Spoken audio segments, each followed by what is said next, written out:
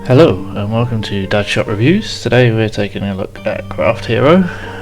We did previously have some footage of this as of 2 days ago, but there's been a recent update that's substantially changed some of the issues that I had originally, so I am going to just take another look, do maybe a bit of a let's play review instead this time, and just see how things go from here. There is a short story at the beginning here. I'm not going to ruin it. If you want to pause it and read, you can, or you can download a demo from Steam for free. That is the last we see of that story, as far as I can tell. I am assured by a representative of the developer that there is more updates coming with new biomes, a continuation of the story, and some other bits and pieces that we can't currently do in a demo. However, I do feel like the demo we have is currently somewhat a full picture of how this is going to play out. So here we've reached a screen where we can select a character. Now there is different character models with different stats. There's also a tutorial here which can give you different levels of tutorial. There's one that's slightly more detailed, which gives you sort of a hand holding through the basics of how to play a sandbox game. There's a simplified version which we'll show you in a minute. It will just give you some pointers in the top right hand corner about how, or top left hand corner about how things are working, and you can just skip altogether, but we're going to go for simplified just so you can get a general feel for the game and how this works. So you'll notice in the top left hand corner here the tutorial is passing you by. It's just giving you hints about what you need to do, how the game works, some bits and pieces. You have a daytime and a nighttime cycle, you get hordes at night. I'm assured, although I haven't experienced it myself, that enemies progressively get stronger as you level up and you go on. There is now, and there wasn't before, and this is one of the reasons I've come back to it, a tutorial like thing here, which is now giving us step-by-steps on how to start in the game. Previously, you'll have noticed before the update there was a large-ish base here with some turrets and some resources and buildings that would get you started. However, it does seem that the majority opinion was that made the game far too easy. Now the combat system in the game I still believe is somewhat easy. We'll go and find you some enemies here just to see what happens, but I believe, yeah, we managed to kill him without taking any damage whatsoever. Now understandably that might be best for some people. As a game that classes itself towards a survival game, I feel like the challenge of survival is kind of limited if the risk of damage is that small. Again, second enemy, we've taken 2 damage overall. We are going to come back towards our base because we don't want to get too far off challenge here. We want to get some resources built up because in a minute we're going to fly through some of these doing some of our tutorial missions here.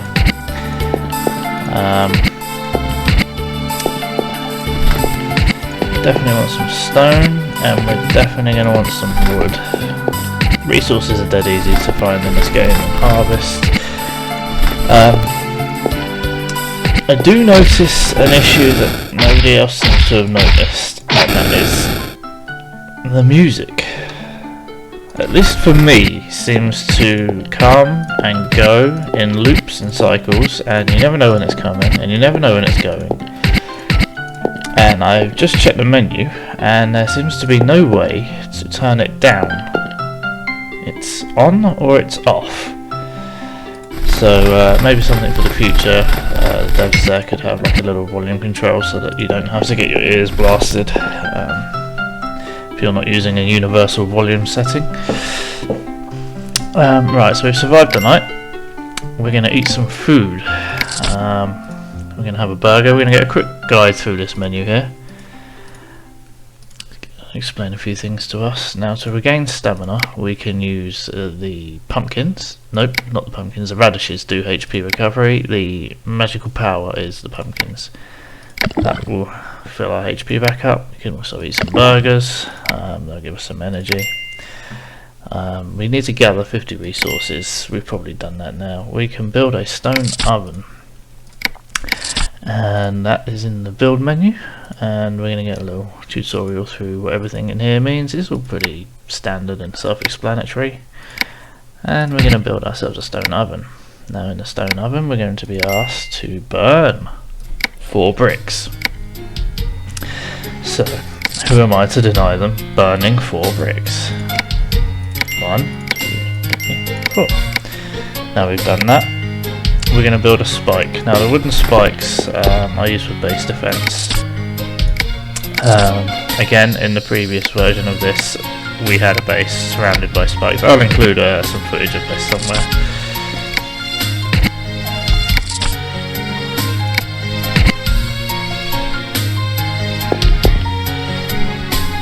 Okay, we've built some spikes, and now we're going to build a research table, and this is where things start to progress a little bit. The research table is there, we're going to build it here. Now when we go to the research table we see this beacon. This beacon is where you turn on a mini-map, and it's my possibly first complaint of the game. The mini-map as it stands, as it was, and I haven't verified this in this update, was right in the slightly offset from the centre of the screen, and as a matter of fact I didn't notice it before the first I'd say 15 minutes of the first time I played this game before I realised that it was there. We'll try and get this beacon built because I am finding emeralds in the game. I should probably attack this guy. I think the damage multipliers here really do need to be worked on a little bit, just because it's so easy to do so much to these guys. Now we are being attacked. We don't have any turret defences. We need some more stone. Can I smelt some more stone? I want to start with the beacon. I'm going to avoid the tutorial bit here just because I want to cover some of these things in the Let's Play. I don't want to be going on for hours and hours. So we're going to go back to the research table, and we're going to... oh my days, we still don't have enough stone. This thing requires more stone than I accounted for apparently. Right, let's try again. Research. Right. So, now we need, if I remember rightly, we need the same materials again in order to build. Yes, so we need 6 emerald, 8 stone, and another piece of wood. Now I have to say, I wasn't sure how we got emeralds, but they do seem to be appearing in just random blocks of stuff that I dig up. So you basically do just need to dig up everything and hope that somewhere in there there's going to be an emerald, because we need another 6 of them. I don't know how rare they are. There's 1, there's 2. Okay, so we found a bit of an emerald mine there, you might say. We're just going to crack out all of these resources here. There's another one. We're going to stock up with some pumpkins.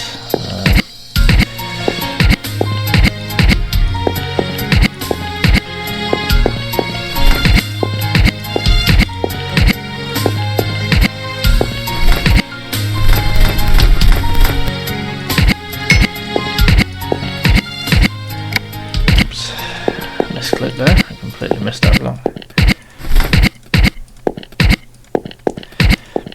How many emeralds do we have currently? Materials? We have 4. We need another 2 and then we can go back and build up.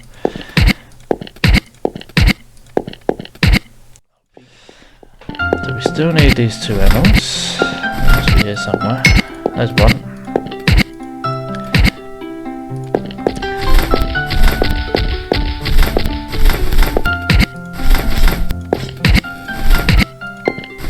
My base has successfully been destroyed by spiders, so I'm going to have to do a little bit of construction when we get back. Right, we have all the emerald we need now. back here and we're going to fix our stuff, which seems relatively easy, and I'm not sure if it actually costs any resources. But I do remember we need to make some stone, so we'll do that while we're here. And then we'll go back to... no, it's a build menu we need, isn't it? Oops. Build menu. Build. Okay, so now we're on a beacon. You have the open map button. Now, that's what that does. You also have the tag, which means you can set the beacon as an indicator, and then you will see a waypoint as to where it is. So we've confirmed that. And then you have the dismantle option, which we don't want to do. So we're going to run away now. Oh, the minimap has moved. Indeed, it has moved since the update. It is now on the right hand side, up here. Previously, and I'll insert some footage here of where the minimap used to be, it was around here. And rather unnoticeable. Now it is over there. I still think it could do with being a bit more noticeable, but I was looking for it this time and I saw it, so it's not the end of the world. My base is currently pretty much where we started at the beginning of the game, so it looks like it's in the middle of the map. As I said, it used to always start in the middle of the map. That's about it for main coverage, really. Everything else is sort of in the game. You progress through the tutorials. The difficulty gets tougher. I am informed by the representative of devs that there's a lot to come in main game release, which I look forward to trying when it does come. Other than that, I recommend you try it. It's free. You have absolutely nothing to lose here, apart from I mean, this is 15 minutes of my time. If you get 15 minutes and you're enjoying it, you know, you found something to play. It's charming, peaceful. It's pretty chill. You can just sort of click your way around, you know, play it how you want to play it. This guy wants to play it by attacking my base, so he's gonna die. Yeah, I see no reason why you shouldn't give it a go. And let me know what you think in the comments below. I'm gonna call it here. I've got another review coming out shortly for IT Simulator. That's an interesting game, so keep an eye out for that one. And I will catch you in the next one.